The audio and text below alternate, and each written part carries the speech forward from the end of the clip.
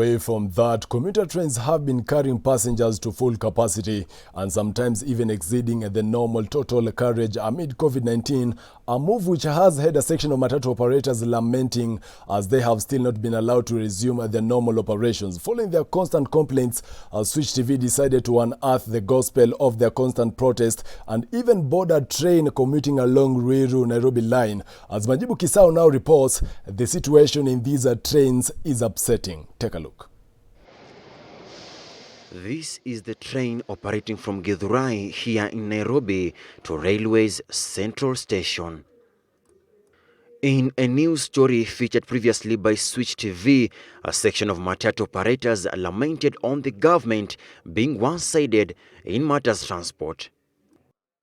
Tuchukuliwi kama watu wale wengine, na tungeomba sana tafadhali serikali kama inasikia kilio ya mwananchi ituonee tubebe watu kama kawaida. The operators decried the government's move to allow the commuter train to carry passengers to full capacity and at times even exceeding the normal total carriage. Sisi watu wa matatu tunaona tumefinyiliwa kabisa kwa sababu hata ukienda kule kwa train zinajaza kabisa. Hata ukikuja hapa mwendo wa saa 2 utakuta watu ni wengi kabisa. Lakini tukienda kwa matatu hata tunajiuliza, je, kwani kwa matatu ndio kuna hii ugonjwa? Ukiangalia upande wa railways, hii gari ya moshi, watu ni wanashuka wakiwa wamecha sana wengi kiasi ya kwamba hakuna nafasi. Lakini matatu tunabeba watu 8, kama hii gari ndogo ya watu 14 tunabeba watu 8. Gari hizi zingine pia zinabeba capacity ile imeruhusiwa na serikali. Following their complaints, Switch TV decided to delve into finding out what really transpires in the commuter rail.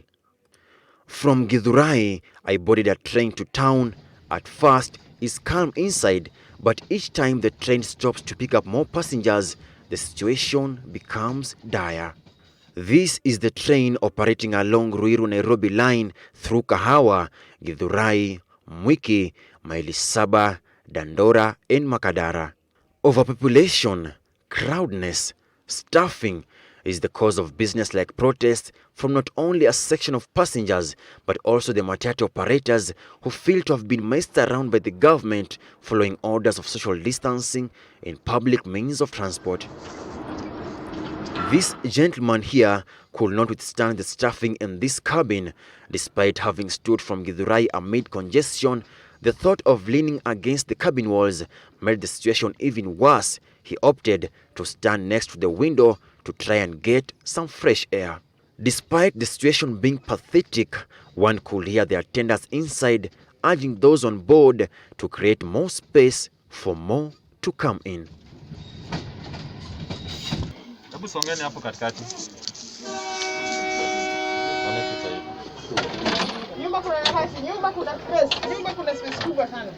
Even as the country continues to battle COVID-19, this is the situation in our commuter trains.